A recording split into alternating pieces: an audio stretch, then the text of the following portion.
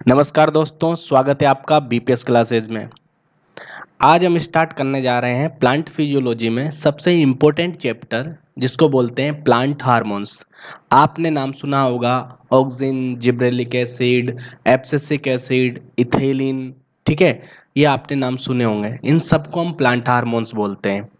ठीक है, तो प्लांट हार्मोन्स सबसे पहले साइंटिस्ट आएगा वॉन सेक्स, एक साइंटिस्ट है ऑन सेक्स। ठीक है, इन्होंने सबसे पहले प्लांट में एक ऐसा पदार्थ देखा जो ऑर्गन बना रहा था।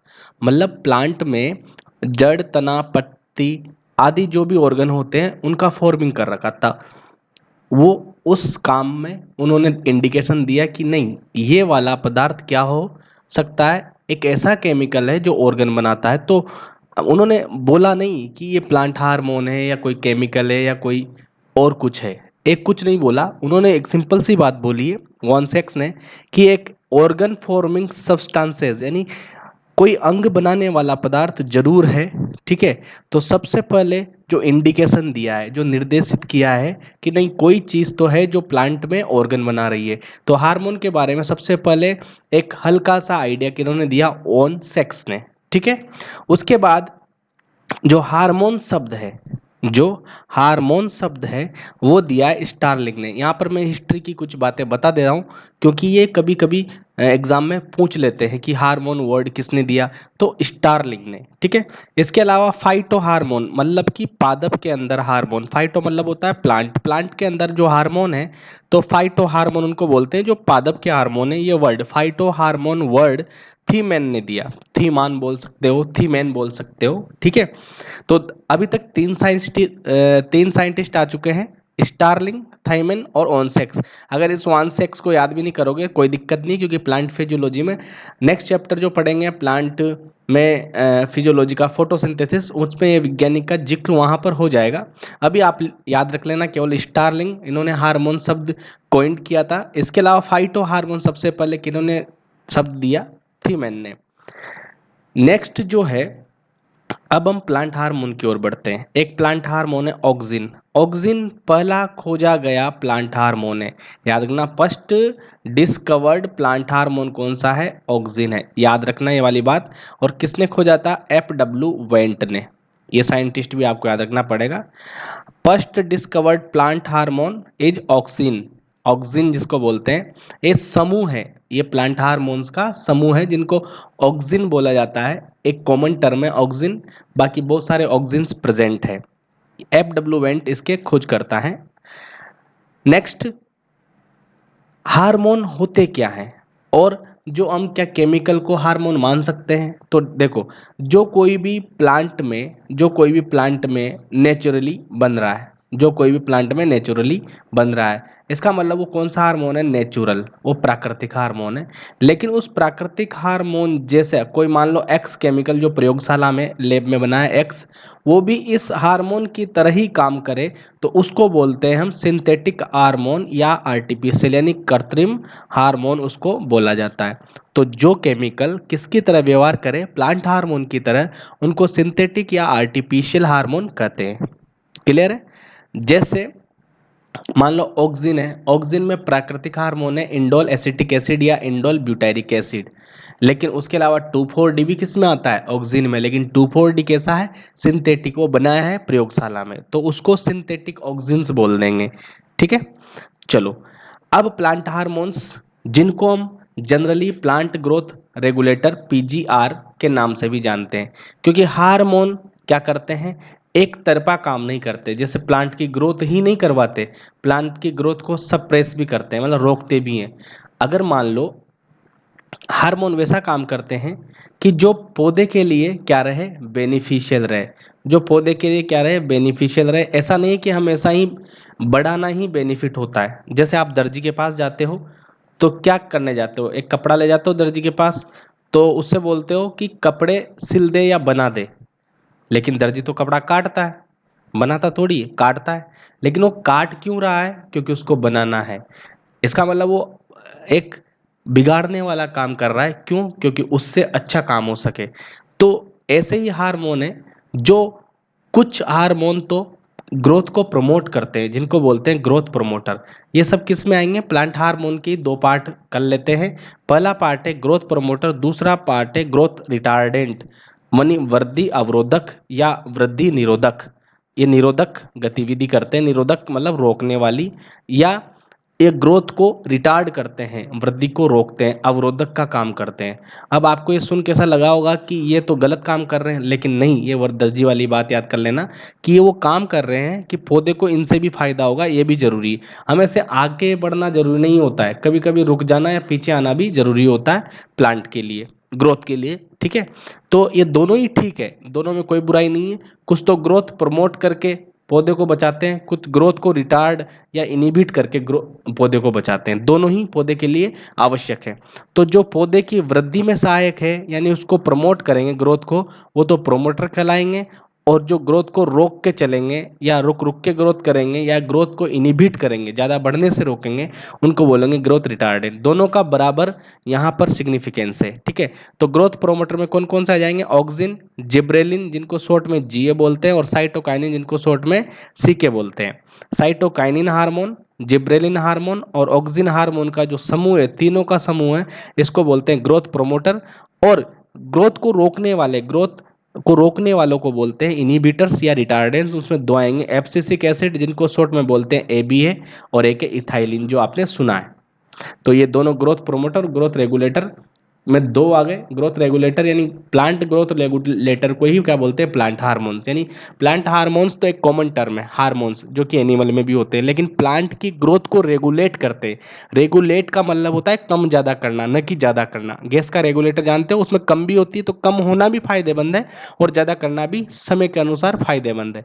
तो ग्रोथ रेगुलेटर जो होते हैं वो दोनों काम करते हैं, ग्रोथ को प्रमोट करने का भी और ग्रोथ को रोकने का भी। यहाँ तक क्लियर है बात? इसके अलावा पहला ग्रोथ प्रोमोटर, पहले हम पढ़ेंगे ग्रोथ प्रोमोटर, उसमें ऑक्सिन, जिब्रेलिन और साइटोकाइनिन पढ़ेंगे। तो पहले हम ग्रोथ प्रोमोटर पढ़ रहे हैं ऑक्सिन्स। ऑक्सिन जो समूह है उसमें पढ़ेंगे, जो कि बहुत इंपॉर्टेंट हो जाता है, सबसे लंबा भी यही है ऑक्सिन्स, और इसको पढ़ना बहुत इंपॉर्टेंट है, इससे क्वेश्चन आता है। प्लांट ग्रोथ रेगुलेटर्स या प्लांट हार्मोन में से कभी क्वेश्चन आएगा तो ऑक्सिन में से जरूर आएगा। तो चलो ऑक्सिन पढ़ते हैं। ठीक है, ऑक्सिन के बारे में करते हैं। मैंने पहले बताया, पहला खोजा गया हार्मोन कौन सा है? ऑक्सिन से। ठीक है, FW वेंटनेस को खोजा था, ये मैंने आपको बता दिया था। ठीक है, अब इन्होंने कैसे खोजा देखो। हालांकि इसमें Boysen, Jensen, Darwin, C Darwin, F Darwin, canary grass, बहुत सारे प्रयोग हैं, लेकिन मैं आपको FW वेंट का प्रयोग बताता हूँ। FW वेंट ने क्या किया? ओट पर यानी कि जई पर, ये एक तो पौधा याद रखना है क्योंकि ये आएगा, जई के पौधे के कोलेप्टाइल, कोलेप्टाइल को आप बोल सकते हो प्रांकुर, जहां से क्या निकलता है? प्ररो यानी ऊपर वाला भाग निकलता है पेट का, प्रांकुर। उन्होंने एगार ब्लॉक प्रयोग किए हैं और ऑक्सिन को डिस्कवर किया है। सर ये क्या होता है एगार ब्लॉक प्रयोग? और ये फोटोट्रोपिज्म एक्सपेरिमेंट क्या होता है? देखो, ऑक्सिन ये पौधे की टिप है, ये इधर रूट्स है, ये पौधे की टिप है। ठीक है, पौधे की टिप है, इसको बोलते हैं शूट। और ये शूट किससे बनता है? कोलियोप्टाइल से बनता है, यानी प्रांकुर से बनता है। मूलांकुर से मूल, और प्रांकुर से क्या बनता है? प्रांकुर से बनता है शूट। तो ये शूट यहाँ पर है। अब यहाँ पर बनता है ऑक्सिन, जो हमको पता नहीं था, FW वेंट को भी नहीं पता था कि यहाँ पे क्या हो रहा है। इन्होंने क्या किया? ये प्लांट किसका लिया? ओट यानी जई का। इन्होंने क्या किया? इसको काटा। ठीक है, काट कर वापिस लगा दिया। ये वापिस ये प्लांट बना रहा हूँ, काट के वापिस लगा दिया, ये काट के वापिस लगा दिया। और इधर इन्होंने क्या दिया? लाइट। पहले इस पे लाइट गिर रही थी, इधर की साइड पे लाइट गिर रही थी, तो ये इसकी तरफ मुड़ रहा था। अब दोबारा काट कर वापस लगाया और इस पर लाइट डाली, तो ये कहीं भी नहीं मुड़ रहा, सीधा ही जा रहा है। ठीक है, सीधा ही जा रहा है, ऊपर ग्रोथ कर रहा है। इन्होंने क्या किया? यहाँ पर एगार माध्यम रख दिया। एगार माध्यम से क्या हुआ कि ये जो ऊपर वाला ऑक्सिन्स जो बन रहे थे ऊपर वाली, तो ये ऊपर वाले से कहाँ आने लग गए? नीचे आने लग गए। इसका मतलब प्लांट की ग्रोथ में ये समावेशित हो गए हैं। ठीक है, यहाँ तक बात समझ में आई? कि जब भी हम, एक बार दोबारा समझ लो, वहाँ पे थोड़ा डायग्राम ऐसे बन गया है। ठीक है, दोबारा समझा देता हूँ मैं कि कोई जई का पौधा है ये वाला। ठीक है, ये जई का पौधा ले लिया, ओट्स प्लांट ले लिया, जई का पौधा। ठीक है, ये इसका स्टेम है और ये कोलेप्टाइल, ये ऊपर वाला। आप इसको शीर्ष प्रो का शीर्ष मान लो, यहाँ पर इन्होंने प्रकाश यानी लाइट का एक्सपोजर दिया, लाइट का एक्सपोजर दिया, तो ये इसकी तरफ मुड़ने लग गया। किसकी तरफ मुड़ने लग गया? प्रकाश की तरफ मुड़ने लग गया। देखो ये प्रकाश की तरफ मुड़ने लग गया लाइट के एक्सपोजर से, ठीक है। लेकिन क्या हुआ, बाद में इन्होंने ये वाला यहाँ से कट कर दिया। कट करने के बाद ये कट कर दिया, ठीक है, और यहाँ पर रख दिए पॉलीथीन। यहाँ पे क्या रख दिए? पॉलीथीन। पॉलीथीन के ऊपर वापस से टुकड़ा रख दिया, ठीक है। फिर इन्होंने वापस क्या दिया? लाइट का एक्सपोजर किया। लेकिन अब प्लांट ये ऐसा के ऐसा ही खड़ा रहा, ये कहीं भी नहीं मुड़ा, मतलब इसका प्रकाश के अनुसार अनुवर्तन नहीं हुआ, सीधा ही रहा। इसका मतलब कोई सब्सटेंसेस है जो ऊपर से बन रहा है और नीचे जा रहा है और प्रकाश की तरफ मुड़ने की कोशिश कर रहा है। लेकिन जब पॉलीथीन रख देते हैं तो इस ऑक्सीजन का नीचे जाना नहीं होता है, ग्रोथ में यह समावेशित नहीं होता है, ठीक है। लेकिन इस पॉलीथीन को हटाकर यहाँ पर क्या रख देते हैं? अगार अगार। और अगार अगार में आप जानते हो कि हार्मोन या कोई भी केमिकल पास हो जाता है। तो अगार अगार रखने के बाद वापस जब प्रकाश दिया इसको तो ये वापस मुड़ने लग गया, ठीक है। तो ये बहुत लंबा चौड़ा प्रयोग है, अभी मैंने इतना सा समझा दिया। ये प्रकाश की ओर मुड़ना क्या कहलाता है? फोटोट्रोपिज्म मूवमेंट बोलते हैं। और किस पे प्रयोग किया था? जई पर, प्रांकुर पे, और इसको बोलते हैं अगार ब्लॉक प्रयोग। बस इतना सा आपको इस कहानी के माध्यम से मैं बताना चाह रहा हूं कि आपको बोल इतना याद रखना है, एफ.डब्ल्यू. वेंट, ठीक है। और किस पर? जई पर, जई के प्रांकुर पर एक्सपेरिमेंट किया। और अगार ब्लॉक याद रह जाए तो ठीक है, नहीं तो कोई दिक्कत नहीं, भाड़ में जाने दो। आपको जई का प्रांकुर याद रखना है, एफ.डब्ल्यू. वेंट याद रखना है, और हार्मोन कौन सा? ऑक्सीजन याद रखना है, ठीक है। इसलिए जब भी इसको टेस्ट करते हैं, इसका बायोएसे करते हैं, बायोएसे का मतलब होता है जैव परीक्षण। जब भी परीक्षण करते हैं कि इसमें ऑक्सीजन है कि नहीं, किसको लेते हैं? एविना कर्वेचर टेस्ट। एविना मतलब जई, ओट का नाम क्या है? एविना। तो एविना का ही लेते हैं, यानी जई के कर्वेचर टेस्ट। कर्वेचर का मतलब मुड़ना, कर्व का मतलब क्या था? मुड़ना। तो जई का वक्रता परीक्षण, जई का वक्रता परीक्षण किसके लिए करते हैं? ऑक्सिन हार्मोन की लिए, उसका जैव परीक्षण करने के लिए। अब आपको तीन बातें याद रखनी। जई का वक्रता परीक्षण किससे संबंधित है? ऑक्सिन हार्मोन की खोज या ऑक्सिन हार्मोन के जैव परीक्षण से। यहां तक बात समझ में आई? किसने खोज की? एफ.डब्ल्यू. वेंट ने खोज की। क्लियर? नेक्स्ट साइंटिस्ट है कोगल और हेजन स्मिथ। नेक्स्ट साइंटिस्ट इसमें आएगा कोगल और हेजन स्मिथ ने क्या किया? इस ऑक्सिन को, जो ऑक्सिन को सेपरेट किया है किससे? Pellagra patient. पेलाग्रा डिजीज जो हो जाती है, पेलाग्रा रोग हो जाता है, नियासिन की कमी से, विटामिन 5 की कमी से पेलाग्रा रोग हो जाता है। उस रोगी से, उस रोगी के मूत्र में से किसको निकाला? ऑक्सिन को निकाला। एक याद रखना है। दूसरा पॉइंट, इन्होंने जो सेपरेट किया है उसका नाम दिया है इटेरोऑक्सिन, इटेरोऑक्सिन। और एक किससे सेपरेट किया है? मनुष्य के मूत्र से। देखो पेलाग्रा रोगी भी कौन है? मनुष्य ही है, लेकिन वो स्पेशल कंडीशन हो गई कि पेलाग्रा होना चाहिए उसको, उससे तो इन्होंने सेपरेट कर लिया ऑक्सिन, उसका नाम दे दिया ऑक्सिन सेकेंड, ठीक है। लेकिन तीसरे नंबर का जो ऑक्सिन है वो किससे सेपरेट किया? मनुष्य के मूत्र से सेपरेट किया है, ठीक है। और वो कैसा है? हिटेरो टाइप का ऑक्सिन है, यानी विषम प्रकार का ऑक्सिन है, हिटेरोक्सिन। और वो उसका नाम रखा, उसका केमिकल नेचर है इंडोल एसिटिक एसिड। मतलब इतनी सी बात है, कोगल और हेजन स्मिथ ने तो ऑक्सिन को कहाँ से? पेलाग्रा रोगी के मूत्र में से सेपरेट किया था। इसके अलावा कोगल और हेजन स्मिथ ने ही तीसरे नंबर पे जो सेपरेट किया, थर्ड नंबर पे, वो है इटेरोक्सिन। आप कुछ याद मत रखो, आप याद रखो कि इंडोल एसिटिक एसिड को कोगल और हेजन स्मिथ ने ह्यूमन यूरिन से सेपरेट किया था। और इंडोल एसिटिक एसिड ही क्या है? प्राकृतिक ऑक्सिन, IAA को ही क्या बोलते हैं? इंडोल एसिटिक एसिड को ही प्राकृतिक ऑक्सिन बोलते हैं। देखो यहाँ पर ऑक्सिन की जगह आपको IAA भी दे सकता है। Indole acetic acid natural auxin कहलाता है, जो कहाँ? ज़्यादातर प्लांट में यही पाया जाता है, नेचर में, ठीक है। तो इंडोल एसिटिक एसिड क्या हो गया? प्राकृतिक ऑक्सिन्स, ठीक है।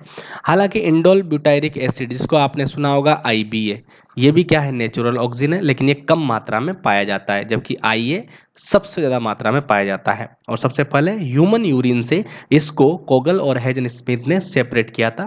पहली बार तो उन्होंने पेलाग्रा पेशेंट में सेपरेट किया था, दूसरी बार उन्होंने ह्यूमन यूरिन में सेपरेट किया। ह्यूमन यूरिन में हमको मिला इंडोल एसिटिक एसिड। बाद में पता चला कि ये वाला ही ऑक्सीजन है जो प्लांट में पाया जाता है हार्मोन के रूप में, तो इसको नेचुरल ऑक्सीजन बोलते हैं। उसके अलावा एक और है इंडोल ब्यूटाइरिक एसिड, उसको भी नेचुरल ऑक्सीजन ही बोलते हैं, लेकिन वो कम मात्रा में पाया जाता है अपेक्षाकृत IAA के। यहाँ तक बात क्लियर है? आप कमेंट करके बता सकते हो अगर आपको कुछ समझ में नहीं आया तो, ठीक है। ऑक्सीजन, अब देखो एग्जाम में क्वेश्चन आने वाला पॉइंट आ गया है इंपॉर्टेंट, ठीक है, लगा लेना इसको, ये आता ही है, बहुत बार पूछा है। ऑक्सीजन का जो सिंथेसिस होता है प्लांट में, वो एक एमिनो एसिड की मदद से होता है जिसको बोलते हैं ट्रिप्टोफैन। कौन सा amino acid? Tryptophan amino acid. और वो ट्रिप्टोफैन किसकी मदद से बनता है? Zinc plus plus and zinc plus 2 ion होने चाहिए। तो ये क्वेश्चन हमेशा पूछा जाएगा कि ऑक्सीजन जो होता है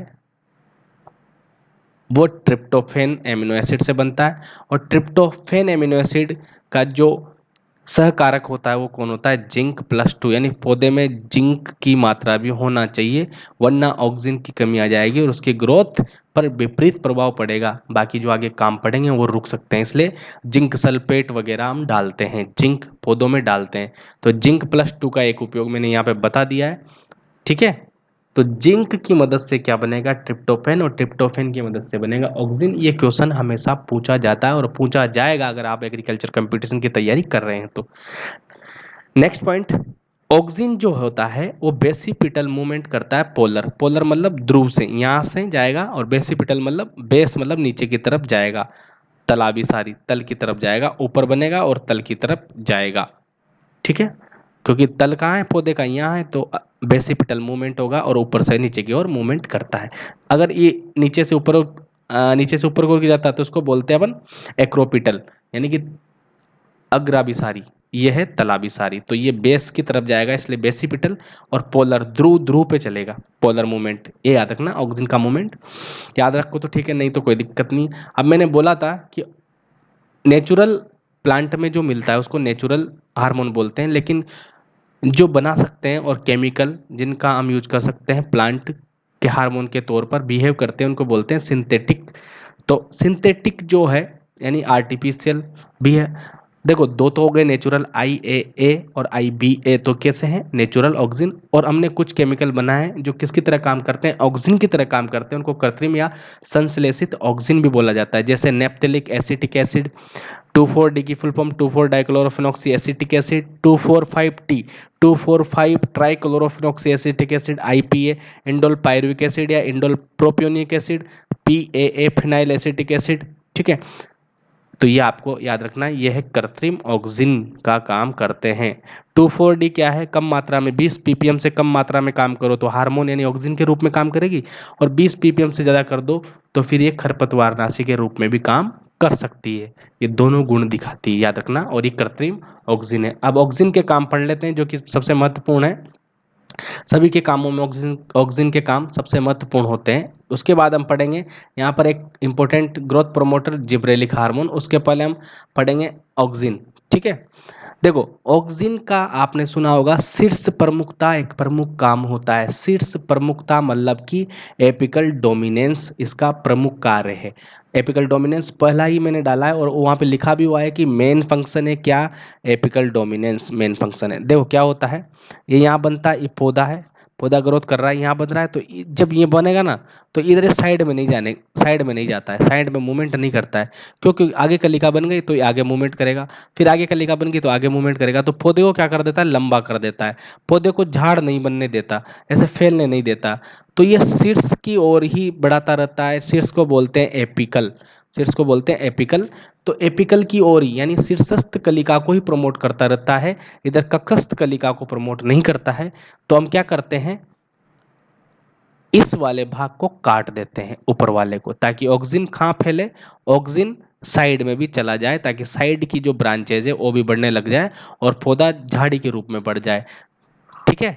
तो यही कारण होता है। चने में निपिंग का भी यही काम होता है, और जगह जगह पार्क और जहाँ देखते हो तुम वहाँ कटिंग चलती रहती है ऊपर से, उसमें भी यही काम होता है। चने में निपिंग करते हैं तो उसकी ब्रांचेज आएगी, पोड की संख्या बढ़ेगी। तो एपिकल डोमिनेंस दर्शाना, अगर इसको नहीं काटा, ऊपर वाली टिप को नहीं काटा, तो ऑक्सिन कहाँ ले जाएगा, सीधा ऊपर ले जाएगा और झाड़ को फैलने नहीं देगा, सीधा लंबा कर देगा। ठीक है, तो शीर्ष प्रमुखता इसको बोलते हैं, शीर्षस्थ प्रमुखता या शीर्ष प्रमुखता, मतलब शीर्ष को ही प्रमुख रखता है ये, इसका मेन काम है। इसलिए हम कटिंग और हेजिंग करते हैं, बार बार हेजिंग और कटिंग करते हैं ताकि झाड़ियाँ चौड़ी हो जाए, झाड़ियाँ झाड़ बन जाए और एक बाड़ बन जाए। झाड़ और बाड़ बनाने के लिए भी ऊपर वाले हिस्से को काट देते हैं। और सभी पौधे जिनमें ऊपर वाली कलिका को, जैसे प्राइमिंग करना, टॉपिंग करना, निपिंग करना, तम्बाकू में, चने में होता है ना, ऊपर वाली पत्तियों को हटा लेते हैं। क्यों? क्योंकि ऊपर वाली पत्तियों को हटा लेंगे तो एक कलिका के साथ दो तीन पत्तियां भी आ जाएगी, तो ऊपर जाने की प्रवृत्ति ऑक्सीजन की हट जाएगी और ऑक्सीजन कहाँ नीचे जाएगा, साइडों में जाने लग जाएगा। तो शीर्षस्थ जो कलिका है उसको तोड़ने पर कक्षस्थ कलिकाएं, मतलब जो ऑक्सिलरी बर्ड्स होती है उसमें भी ऑक्सीजन का प्रभाव होता है, फिर उधर दूसरी साइड पर प्रभाव हो जाता है ना, उससे क्या करती है, ब्रांचेस बढ़ने लग जाती है। तो इसका प्रमुख कार्य है शीर्ष प्रमुखता। इसको हटाने के लिए हम क्या करते हैं, निपिंग, कटिंग, हेजिंग करते हैं। ठीक है।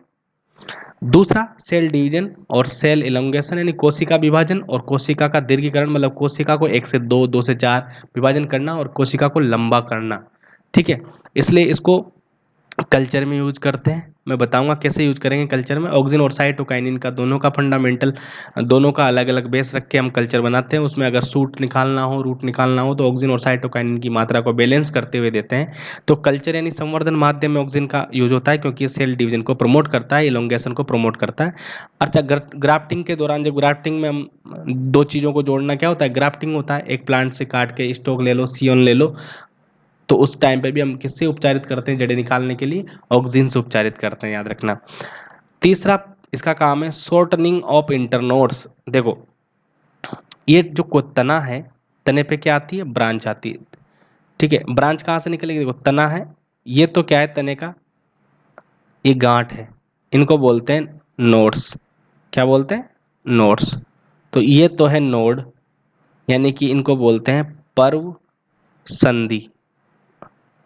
ये किसकी विशेषता है, तने की विशेषता है। और ये भी क्या है, नोड, ये भी पर्व संधि है।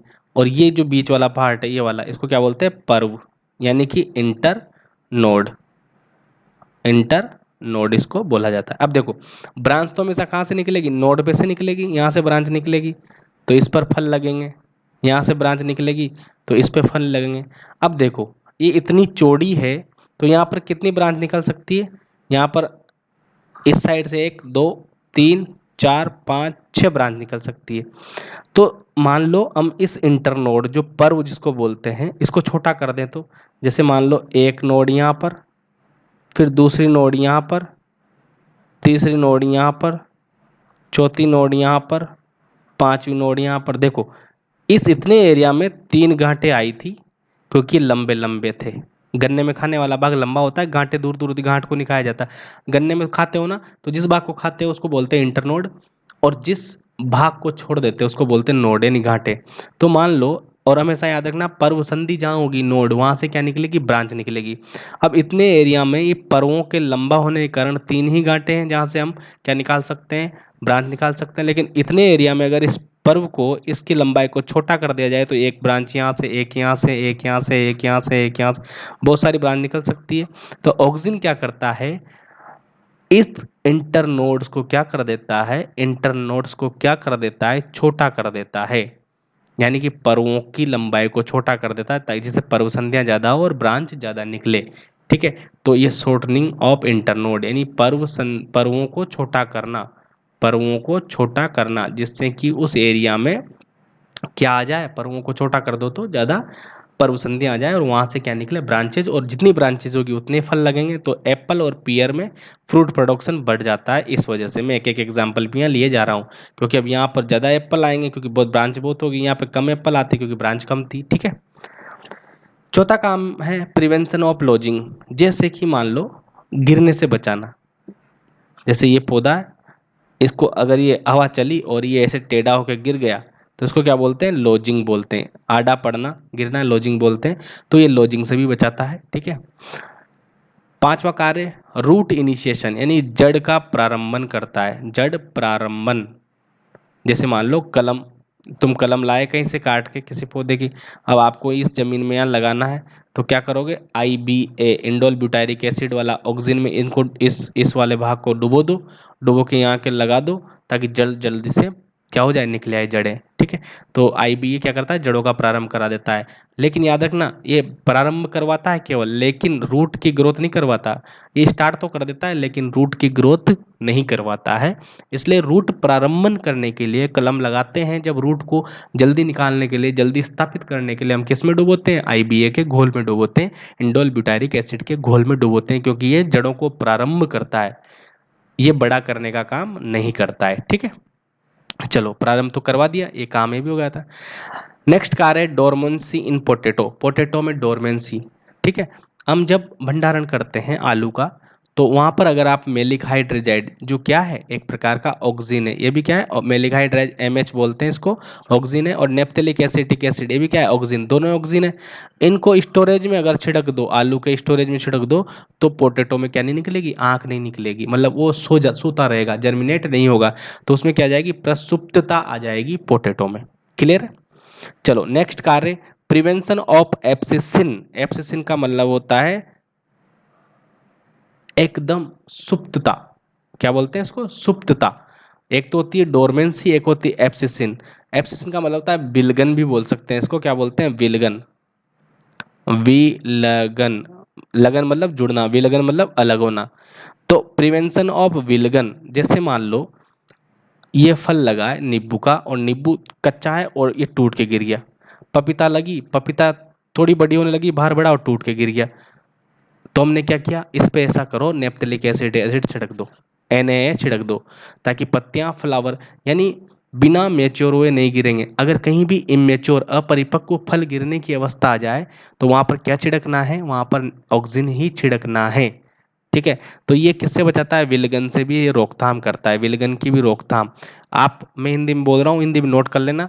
प्रिवेंशन मतलब बचाना, एब्सिशन मतलब विलगन, विलगन मतलब अलग होना, अलग होने से बचाने के लिए किसको छिड़कना है, ऑक्सीजन को छिड़कना है। इमेच्योर लीव्स और फ्रूट और फ्लावर को बचाता है, क्योंकि ये गिर जाएंगे तो फिर मतलब क्या है, कभी कभी होता है, और हर ऑर्चार्ड में, हर बगीचों में यही होता है। आपके भी आसपास फलों पर, फलों के पौधे लगे हैं, घर पे भी लगे होंगे, गाँव में रहते हो, तो क्या पकते नहीं, उसके पहले फल क्या होते हैं, गिरने लग जाते हैं, तो वहाँ पे हमको क्या छिड़कना है, ये छिड़कना है, नेप्थेलिक एसिटिक एसिड छिड़कना है, ऑक्सीजन छिड़कना है। ठीक है, और ज़्यादा जानकारी लेनी हो अगर डिटेल में, तो मुझे व्हाट्सअप कर देना, मैं बता दूंगा।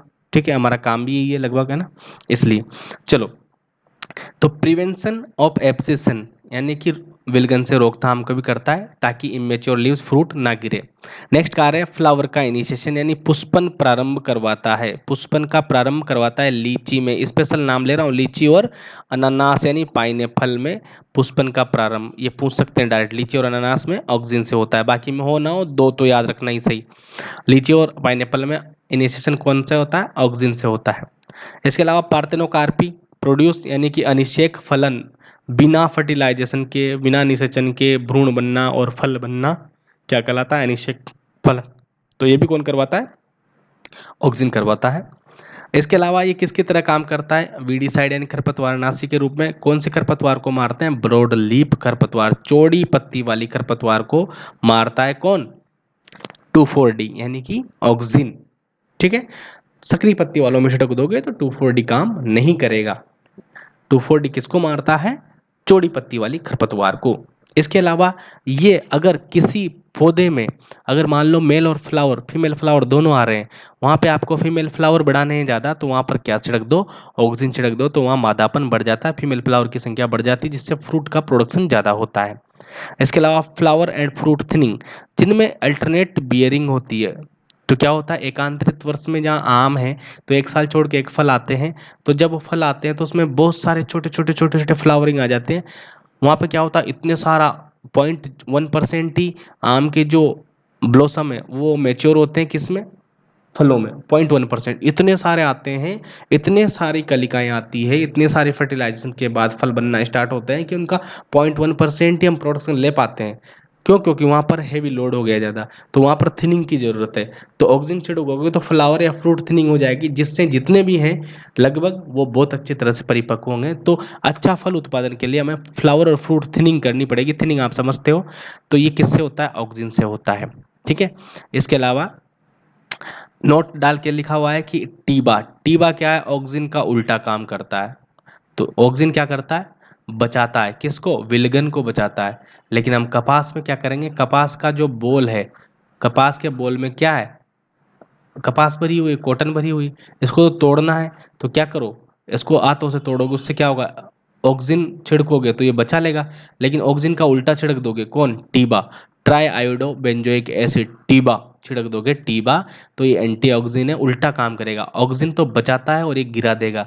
तो कॉटन में बोलों को हटाने के लिए, बोल से ऑपरेशन करने के लिए, प्रोडक्शन लेने के लिए हम क्या छिड़कते हैं? टीबा। और टीबा क्या है? एंटीऑक्सीजन है। क्यों? क्योंकि ये फलों को गिरा रहा है, मतलब बोल्स को गिराने में मदद करता है, विलगन को ये प्रमोट करता है। क्लियर? चलो, ये ऑक्सीजन के काम हो गए। किसी को कोई शंका, परेशानी, संदेह हो तो मुझसे संपर्क कर ले, कमेंट कर दे, मैं और इसको अच्छी तरह एक्सप्लेन कर दूंगा पर्सनली। ठीक है।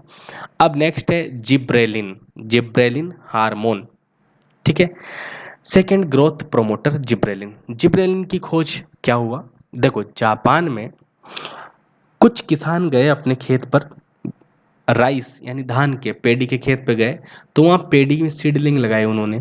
सीडलिंग यानी कि पौध लगाई। पौध क्या हुआ? थोड़ी सी बड़ी हुई और बीच में से मुड़कर टूटने लग गई और गिर गई। जैसे कि डैम्पिंग हॉप होता है, वैसे डैम्प हॉप हो गई, गिर गई। उन्होंने सोचा कि ये जो पौधे हैं पागल हो गए हैं। और पौधों, नए पौधों को क्या बोलते हैं? नवोद्भिद। क्या बोलते हैं? नवोद्भिद। नए नए बने उनको क्या बोलते हैं? नवोद्भिद। और जापानियों ने क्या सोचा? ये मूर्ख हो गए हैं, तो नवोद्भिद मूर्खता, यानी कि फुलिश सीडलिंग। नवोद्भिद मूर्खता रोग इसको बोलते हैं। और इसको बोलते हैं बकाने रोग भी, बकाने रोग भी बोलते हैं। तो वहां पर ये किस कारण से गिर रहे थे पौधे? क्योंकि उनमें फुलिश सीडलिंग या बकाने रोग हो गया था। जो किस कारण से हुआ?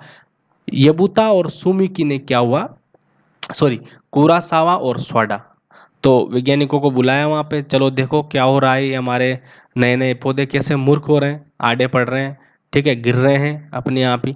तो वहाँ पे कुरासावा और स्वाडा नामक दो वैज्ञानिक थे। उन्होंने पौधे ले जाकर देखा और उन्होंने बोला कि भैया ये पागल नहीं हुए हैं, इनमें एक फंगस लग गई है। कौन लग गई है? फंगस लग गई है, कवक लग गई है, जिसका नाम है जिब्रेला फ्यूजिकोराई है। क्या नाम है? जिब्रेला फ्यूजिकोराई।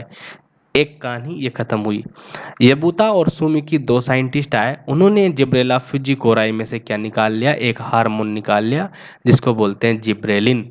इस वजह से इसका नाम लिखा हुआ है जिब्रेलिन, क्योंकि ये किससे बना है? एक फंगस से प्राप्त हुआ था सबसे पहले, इसलिए इसका नाम रख दिया जिब्रेलिन। कम से कम GA से GA 100, मतलब जिब्रेलिक एसिड फर्स्ट से लेकर 100 तक हार्मोन पाए जाते हैं, लेकिन सबसे इंपॉर्टेंट है GA 3, तीसरे नंबर वाला हार्मोन, जिसको बोलते हैं जिब्रेलिन। जिब्रेलिन तो सबको ही बोलते हैं, जिब्रेलिन्स बोलते हैं सबको, 1 से लेकर 100 प्रकार के पाए जाते हैं। लेकिन जो तीसरा प्रकार खो जाता है उन्होंने, वो सबसे ज़्यादा पाए जाने वाला है GA 3। कभी कभी इसको GA 3 भी बोल देते हैं जिब्रेलिन को। ठीक है। किससे खो जाता है? फंगस से। जिब्रेला फ्यूजिकोरा ये क्या कर रही थी? ये राइस में एक रोग फैलाती है जिसको बोलते हैं फुलिस सीडलिंग या बकाने डिजीज। वो जिब्रेला फ्यूजिकोराई से होते हैं, जिसको बताया था कुरासोवा और स्वाडा ने बताया था। लेकिन यबुता और सुमिकी दो ऐसे साइंटिस्ट थे जिन्होंने इस फंगस में से भी क्या निकाल लिया? एक हार्मोन निकाल लिया जिब्रेलिन, और जिब्रेलिन की खोज हो गई। और जिब्रेलिन ऐसे बनता कैसे है? पौधों में एक चक्र चलता है, मेवलोनिक पाथवे, एक पथ चलता है, जैसे कि क्रेब साइकिल चलता है, जैसे कि ग्लाइकोलाइसिस चलता है, जैसे कि अलग अलग प्रकार के साइकिल चलते रहते हैं, वैसे एक प्रकार का साइकिल ये भी है, मेवलोनिक पाथवे, यानी मेवलोनिक पथ। मेवलोनिक एसिड है एक प्रकार का, उसको बनाने का लिए जो चक्र चलता है, जो पथ चलता है, उसके दौरान ही क्या बन जाता है? जिब्रेलिन। ये पौधों में इस पाथवे से, यानी इस पथ से बनता है, इस क्रिया के द्वारा बनता है। बायोसिंथेसिस इसकी पौधों में होती है। क्लियर? History clear? चलो अब इसका देख लेते हैं फंक्शंस। क्या देख लेते हैं? फंक्शंस देख लेते हैं। फंक्शंस में देखो, सबसे इंपॉर्टेंट फंक्शन, जिब्रेलिन क्या करेगा? जिब्रेलिन का मेन काम है कि ये क्या करता है, आनुवांशिक रूप से जो बोने, देखो जिनको आनुवांशिक रूप से बोनापन है उनको सुधार तो नहीं सकते, लेकिन जिब्रेलिन में वो क्षमता है कि वो आनुवांशिक जो बोने पौधे हैं उनकी भी क्या कर देता है, उनकी भी लंबाई बढ़ा देता है। जेनेटिक ड्वार्फनेस हो जाए तो उनकी भी लंबाई ये बढ़ा देता है जिब्रेलिन। ठीक है, इसी के आधार पर इसका प्रमुख काम दिया हुआ है कि स्टेम एंड इंटरनोड का इलोंगेशन। स्टेम मतलब छोटा है तो इसको छिड़क दो तो ये बड़ा हो जाएगा, और इंटरनोड क्या हो गया, अपने आप ये नोड है और इंटरनोड भी बड़े हो गए। तो इंटरनोड बड़े होने से क्या होता है, किस में फायदा है? देखो शुगर केन में मान लो गांठे ही गांठे होगी, उल्टा है उसका, जो मैंने थोड़ी देर पहले समझाया था उसका, गांठे ही गांठे होगी तो शुगर केन में ब्रांच थोड़ी निकलती है, इंपॉर्टेंट ब्रांच नहीं है, क्या है ये वाला, तो इसको लंबा करो भैया, ये इंपॉर्टेंट है, वहां पर वही इंपॉर्टेंट नहीं था।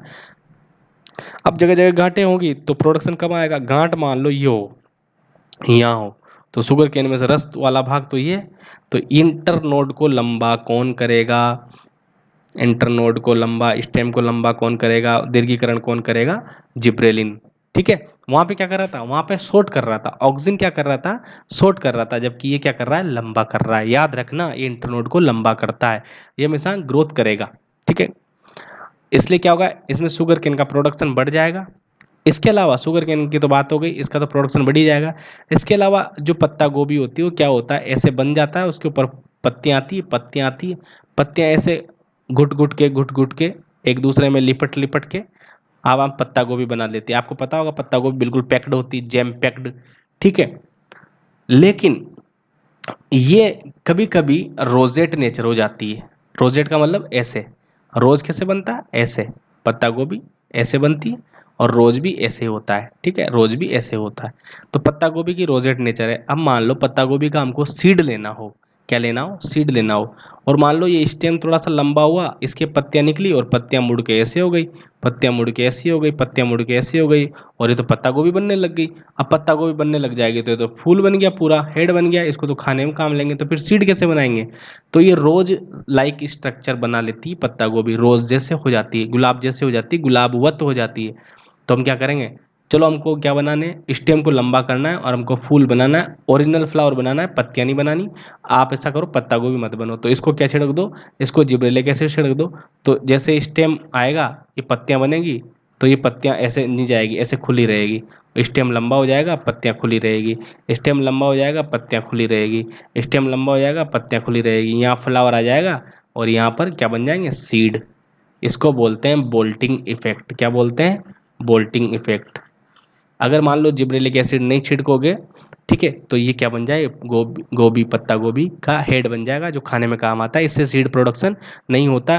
सीड प्रोडक्शन के लिए स्टेम को लंबा करना जरूरी है, और लंबा करने के लिए बोल्टिंग इफेक्ट करना जरूरी है, जो कि प्याज में सर्दी टेम्परेचर शॉक से हो जाता है। प्याज में आपने पढ़ा होगा बोल्टिंग इफेक्ट, वो टेम्परेचर के कम ज़्यादा करने से हो जाता है।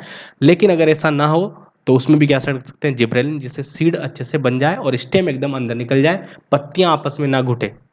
क्लियर है यहाँ पर? तो ये केबेज की किसको, रोजेट नेचर को तोड़ता है। रोजेट नेचर वही जिससे पत्ता गोभी का फूल बन जाता है खाने वाला। ठीक है, तो केबेज में रोजेट नेचर को तोड़ता है, इसको बोलते हैं बोल्टिंग इफेक्ट। यहाँ तक मुझे लगता है समझ में आ गया होगा। दूसरा है ब्रेकिंग जेनेटिक ड्वार्फनेस, से मैंने बता दिया था, आनुवांशिक रूप से अगर पौधे, ये वाला पूछा जाता है भाई, याद रखना, आनुवांशिक रूप से बोने पौधे, आनुवांशिक रूप से बोने पौधों को लंबा करने के लिए कौन सा हार्मोन, जिब्रेलिक हार्मोन। ठीक है, पहला काम तो ये स्टेम और इंटरनोड इलोंगेशन। अरे बताओ, स्टेम और इंटरनोड इलोंगेशन इसका मेन काम है। तो आनुवांशिक रूप से पौधों पर छिड़क दोगे तो वो भी लंबे हो जाएंगे ना, तो आनुवांशिक रूप से लंबे पौधे भी ये कर सकता है। ठीक है, इसके अलावा जो लंबे अवधि के पौधे हैं, जिनको ज़्यादा धूप चाहिए, ज़्यादा अवधि तक प्रकाश काल चाहिए, लेकिन अपने पास क्या है, कम प्रकाश काल है, लेकिन हमको फिर भी पुष्पन करवाना है, फिर भी फल लेना है, तो क्या करो, उसमें ये छिड़क दो, कौन, जिब्रेलिन। तो एलडीपी किस में बदल जाएगा, शॉर्ट डे प्लांट में। लॉन्ग डे प्लांट किस में बदल जाएगा, शॉर्ट डे प्लांट में बदल जाएगा। इसके अलावा अनिषेक जनन, वही ऑक्सिन जैसा काम है, ये भी पार्थेनोकार्य भी करता है, यानी अनिषेक फलन, विदाउट फर्टिलाइजेशन के क्या बनना, फल का बनना, अनिषेक फलन कहलाता है। बीज रहित फल जिनको बोलते हैं, तो बीज रहित फल बना सकता है कौन, अनिषेक फल या बीज रहित फल बना देता है जिब्रेलिक एसिड।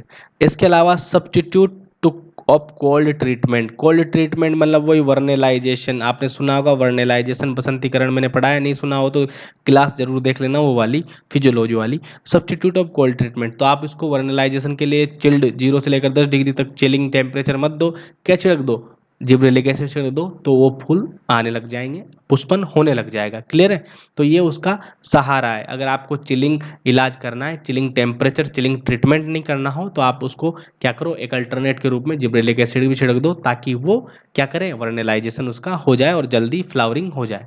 इसके अलावा ब्रेकिंग ऑफ डोरमेंसी, ये प्रसुप्तता को भी रोकता है, मतलब जो सो रहे हैं उनको इस पे छिड़क दो तो ये जाग जाएंगे, बीज का जर्मिनेशन हो जाएगा, फ्लावरिंग हो जाएगी और पुष्पन हो जाएगा, प्रस्फुटन हो जाएगा। ठीक है, तो ये डोरमेंसी को तोड़ता है। Next, promote seed germination, dormancy टूटेंगे तो सीड जर्मिनेशन तो होगा ही सही, तो ये बीज के अंकुरण को प्रमोट करता है, बीज के अंकुरण को बढ़ाता है। ठीक है, क्यों? क्योंकि बीज के अंकुरण में क्या होता है, अंकुरण क्यों नहीं हो पाता, क्योंकि उसके एंजाइम एक्टिवेट नहीं रहते हैं। जैसे जनरली आप सोचो, आप पढ़ते हो नमी की परसेंटेज, पढ़ते हो नमी की परसेंटेज, हाँ, कि इतनी नमी रख के भंडारित करना चाहिए वरना अंकुरित हो जाएंगे। क्यों? क्यों नमी क्यों इंपॉर्टेंट है? क्योंकि नमी रहेगी तो उसमें एंजाइम जो है वो एक्टिवेट रहेंगे, एंजाइम एक्टिवेट रहेंगे तो उसमें जो स्टोर्ड फूड है स्टार्च, उसका वो ब्रेक डाउन करेंगे, ब्रेक डाउन करते ही वो शोषण लेगा, शोषण लेते ही जो बनना है वो बनने लग जाएगा, क्योंकि वहाँ पे एनर्जी मिलने लग गई, जिससे बनना है प्रांकुर मूलांकुर, जड़ें निकलने लग जाएगी, हो जाएगा क्लियर। लेकिन आप उसमें क्या करते हो, इतनी कम नमी रख देते हो कि वो एंजाइम एक्टिवेट नहीं रहते। ठीक है, लेकिन ये क्या करता है, अगर जिब्रेलिक एसिड छिड़क दिया किसी सीड पर, तो वो जाके डायरेक्ट बिना नमी के भी एमाइलेज, एमाइलेज क्या करता है, स्टार्च को तोड़ने वाला, अल्फा एमाइलेज, अल्फा ऐसे लिखना, अल्फा एमाइलेज जो होता है वो स्टार्च को तोड़ता है, एनर्जी देता है। प्रोटीएजेस जो होते हैं प्रोटीन को तोड़ते हैं, एनर्जी देते हैं। लाइपेजेस, लाइपेज यानी कि फैट को तोड़ते हैं। बेसिकली होता क्या है, कार्बोहाइड्रेट होता है, प्रोटीन होता है और फैट होता है बीज में। बीज भी यही रहते हैं, जैसे गेहूं अनाज का बीज रहेगा तो उसमें कार्बोहाइड्रेट रहेंगे, दालों का बीज रहेगा तो प्रोटीन ज़्यादा रहेगी, और ऑयल सीड रहेगा तो उसमें क्या, वसा ज़्यादा रहेगी।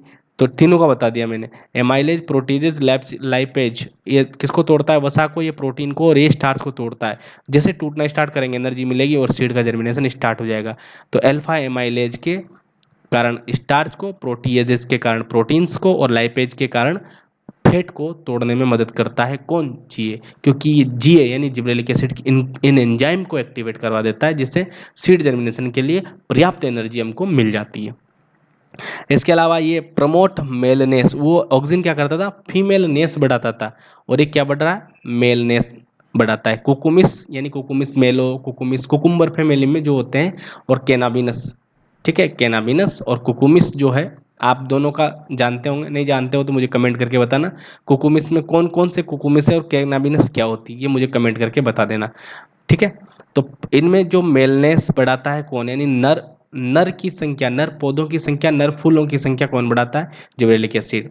नेक्स्ट है size increases of fruit, fruit अगर इसको फ्रूट पे छिड़क दोगे तो साइज इंक्रीज हो जाएगा। जैसे पोमेलिन, पोमेलिन ये एप्पल के आकार को बड़ा करने के लिए जिम्मेदार है। पोमेलिन एक प्रकार का जिब्रेलिक एसिड है, इसमें GA3 प्लस GA7 प्लस एक ऑक्सिन, तीन मिलकर इसको बनाते हैं पोमेलिन। तो मैंने शॉर्ट में लिख दिया, बाकी नहीं लिखा।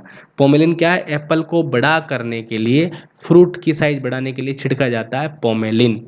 क्लियर बात यहाँ पर। और इसका बायोएस है, इसका जैव परीक्षण करना हो, जैव परीक्षण कैसे करते हैं प्रयोगशाला में, amylase activity test endosperm of barley, मैं शॉर्ट में बताता हूँ। भ्रूणपोष जो के भ्रूणपोष में डाल के देखते हैं जिब्रेलिक को, और भ्रूणपोष के अंदर क्या होता है, अल्फा एमाइलेज, क्या होता है, अल्फा एमाइलेज एंजाइम होता है जो एक्टिवेट होता है और भ्रूणपोष को एक्टिवेट करता है, जिससे जौ का जर्मिनेशन हो जाता है। तो जब भी हमको बायोएसे का मतलब होता है कि चलो बताओ जिब्रेलिन कैसे काम करता है, दिखाओ, किस पे दिखाओगे। ठीक है, तो हमको वहाँ पे क्या बोलते हैं, चलो आओ दिखाते हैं तुम्हें, तो जौ के लिए हमने छिड़का, तो दिखाने के लिए बायो परीक्षण क्या होता है, जैव परीक्षण प्रयोगशाला में दिखाने के लिए देखो काम ऐसे करता है, किसी को भी बताओगे तो याद रखना। इसके लिए कौन सा टेस्ट उपयुक्त है, alpha amylase activity test of endosperm of barley, barley यानी जो के भ्रूणपोष का अल्फा एमाइलेज सक्रियता परीक्षण। जैसे ऑक्सिन का कौन सा था, ऑक्सिन का था जई का वक्रता परीक्षण। क्लियर है यहाँ तक बात। चलो, ग्रोथ प्रोमोटर में दो पढ़ लिया, ऑक्सिन और जिब्रेलिन, दोनों ही बड़े बड़े थे, दोनों हमने निपटा लिए। नेक्स्ट क्लास में हम पढ़ेंगे एक और ग्रोथ प्रमोटर बच गया है साइटोकाइनिन, वो पढ़ेंगे। उसके बाद हम पढ़ेंगे क्या, ग्रोथ रिटार्डेंस, जिसमें एब्सिसिक एसिड और इथिलीन आएगा, वो सबसे इंपॉर्टेंट है। क्लास को छोटी रखना चाहते हैं ताकि ज़्यादा से ज़्यादा लोग जल्दी से समय में देख ले, ठीक है। आगे वाली क्लास भी हम केवल साइटोकाइनिन, इसके अलावा इथिलीन और एब्सिसिक एसिड की पढ़ेंगे। जब तक धन्यवाद। शेयर करते रहिए, कमेंट करते रहिए और सब्सक्राइब जरूर कर देना, और शेयर करके बताना कितने लोगों को बेनिफिट हो रहा है। कम से कम मुझे बताओगे तो मैं, मुझे पढ़ाने में थोड़ा अप्रिसिएशन मिलेगा ना, ठीक है। मुझे तो पता ही नहीं चलता ना, फीडबैक नहीं आएगा, no feedback no correction, no correction no evolution, ठीक है। तो अगर फीडबैक नहीं आएगा तो करेक्शन नहीं होगा, करेक्शन नहीं होगा तो मेरी पढ़ाई में और आपकी पढ़ाई में कोई इवोल्यूशन नहीं होगा। मुझे पता ही नहीं चलेगा कि आपको क्या चाहिए और कैसे पढ़ाऊँ, क्या कमी रह गई है। कमियाँ बताओगे मुझे कि सर ये ठीक नहीं है, ये ठीक नहीं है, आप ये पढ़ा दो, मुझे टॉपिक सजेस्ट करोगे तो मैं तो अपने हिसाब से पढ़ाए जा रहा हूँ, ठीक है। इसलिए आप मुझे सजेस्ट कर दिया करो, सर हमें ये टॉपिक चाहिए, ठीक है। अभी तो ये पढ़ते हैं, चलो नेक्स्ट क्लास में मिलते हैं। धन्यवाद, शुभ रात्रि, शब्बा खैर।